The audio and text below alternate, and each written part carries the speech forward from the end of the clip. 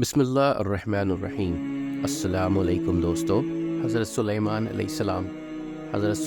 السلام حضرت داؤد علیہ السلام کے بیٹے تھے۔ قرآن پاک میں آپ کا ذکر سورہ بقرہ، سورہ انعام، سورہ انبیاء، سورہ نمل، سورہ سبا اور سورہ صاد میں آیا ہے۔ اللہ تعالیٰ نے آپ کو بھی نبوت اور بادشاہت دونوں عطا کی تھی۔ انسانوں کے علاوہ جن، ہوا اور جانور بھی آپ کے تابع کر دیے تھے۔ آپ ان سب کی بولیاں بھی سمجھتے تھے اور بولتے تھے۔ آپ کے زمانہ میں بنی اسرائیل کو بہت بڑائی حاصل ہوئی جو اس سے پہلے کبھی نہ ہوئی تھی۔ حضرت سلیمان علیہ السلام بھی باوجود اتنی طاقت اور سلطنت کے اللہ کی یاد میں مشغول رہتے تھے۔ ان کو دنیا کی بڑی سے بڑی چیز بھی اللہ کی یاد سے غافل نہیں کر سکتی تھی۔ ایک دفعہ کا ذکر ہے کہ آپ اعلیٰ درجہ کے گھوڑوں کو دیکھ رہے تھے۔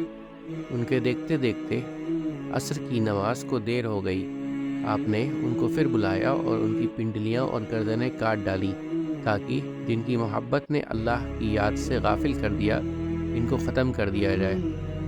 ایک دفعہ کا ذکر ہے آپ اپنی فوجوں کے ساتھ تشریف لے جا رہے تھے۔ چلتے چلتے چونٹیوں کی وادی میں پہنچے۔ ایک چونٹی نے کہا، اپنے اپنے گھروں میں گھس جاؤ، ایسا نہ ہو کہ سلیمان اور اس کا لشکر تمہیں تباہ کر دے اور انہیں اس کی خبر بھی نہ ہو۔ آپ چیونٹی کی بات سن کر مسکرائے اور کہا کہ اے اللہ، مجھے توفیق دے کہ میں تیری نعمتوں کا شکر ادا کروں جو تو نے مجھے اور میرے ماں باپ کو دی ہیں، اور ایسے نیک کام کروں جن سے تو خوش ہو، اور اپنی مہربانی سے میرے مرنے کے بعد مجھے اپنے نیک بندوں میں داخل کر۔ ایک دفعہ کا ذکر ہے کہ آپ نے پرندوں کی حاضری لی تو اس میں ہدہد نظر نہیں آیا۔ آپ نے فرمایا کہ اس کی غیر حاضری پر ہم اس کو سخت سزا دیں گے یا ذبح کر دیں گے، ورنہ اس غیر حاضری کی وجہ بیان کرے۔ تھوڑی دیر بعد ہدہد آ گیا۔ اس نے عرض کیا کہ سبا کے شہر سے بالکل صحیح خبر لے کر آیا ہوں۔ میں نے ایک عورت دیکھی ہے جو وہاں حکومت کرتی ہے۔ اس کے پاس ہر طرح کا سامان ہے۔ اس کا بہت بڑا تخت ہے۔ ملکہ اور اس کی قوم کے لوگ سورج کو سجدہ کرتے ہیں اور شیطان نے ان کو سیدھے راستہ سے روک دیا ہے۔ ہدہد نے بیان ختم کیا تو آپ نے اس ملکہ کے نام یا خط دیا۔ اللہ کے نام سے شروع کرتا ہوں جو بہت بڑا مہربان نہایت رحم کرنے والا ہے۔ ہم سے سرکشی نہ کرو اور فرمانبردار ہو کر ہمارے دربار میں حاضر ہو۔ اور فرمایا کہ اسے سبا کی ملکہ کے پاس لے جاؤ، پھر دیکھو وہاں سے کیا جواب ملتا ہے۔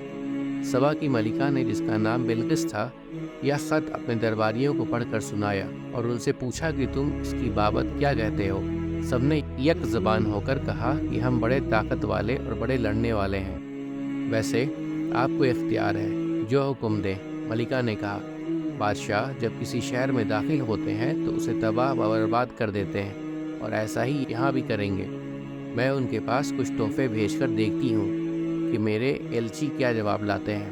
جب ایلچی تحفے لے کر آئے تو حضرت سلیمان علیہ السلام نے فرمایا، تمہارے تحفے تم ہی کو مبارک ہو، تم انہیں واپس لے جاؤ۔ جب ایلچی نے واپس جا کر بلقیس سے حضرت سلیمان علیہ السلام کی باتیں کہیں تو وہ دربار میں حاضر ہونے کی تیاریاں کرنے لگی۔ ایلچی کے واپس جانے کے بعد حضرت سلیمان علیہ السلام نے اپنے دربار والوں کو حکم دیا کہ ملکہ کے تخت کو ہمارے پاس لا کر حاضر کرو۔ ایک بڑا دیو بولا کہ میں اس سے پہلے کہ آپ دربار سے جائیں آپ کی خدمت میں پیش کر دوں گا، مگر ایک شخص اور کہ جس کو اللہ نے کتاب کا علم دیا تھا، اس نے کہا کہ میں آپ کی آنکھ چھپکنے سے پہلے تخت لے آؤں گا۔ چنانچہ آپ کی خدمت میں پیش کیا گیا تو آپ نے فرمایا کہ میرے اللہ کا امتحان ہے کہ میں اس کا شکر ادا کرتا ہوں یا نہیں۔ بہرحال تخت کی صورت بدل کر بچھا دیا گیا اور بلقیس آ گئی تو اس سے پوچھا کہ تمہارا تخت بھی ایسا ہی ہے؟ بلقیس نے جواب دیا، یہ تو بالکل ویسا ہی ہے، اور ہم تو پہلے ہی آپ کی شان و شوکت اور قوت و طاقت کو جانتے تھے اور آپ کو مان گئے تھے۔ جس چیز کو یا اللہ کے سوا پوچھتی تھی اس نے اس کو اب تک سلیمان کے پاس آنے سے روک رکھا تھا۔ پھر بلقیس سے محل میں جانے کو کہا گیا۔ جب اس نے حضرت سلیمان علیہ السلام کا محل دیکھا جو شیشے کا بنا ہوا تھا اور معلوم ہوتا تھا کہ پانی سے بھرا ہوا ہے، بلقیس نے اس میں سے گزرنے کے لیے اپنے پانچے اوپر اٹھا لیے اور اپنی دونوں پنڈلیاں کھول دیں۔ حضرت سلیمان علیہ السلام نے دیکھا تو فرمایا، یہ محل ہے جس میں شیشے جڑے ہوئے ہیں۔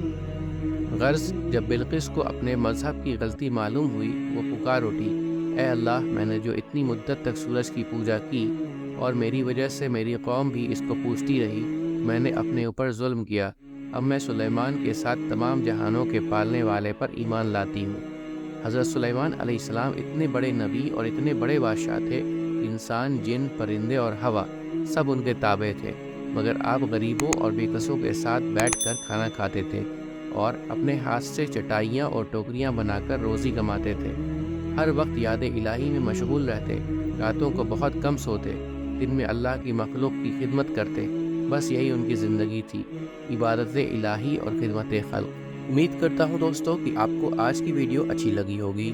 اگر آپ کو ہماری ویڈیو اچھی لگی ہے تو ویڈیو کو لائک ضرور کریں اور مزید اس طرح کی ویڈیوز دیکھنے کے لیے ہمارے چینل سبسکرائب کر لیں اور دوستوں کے ساتھ شیئر کرنا بھی مت بھولیں۔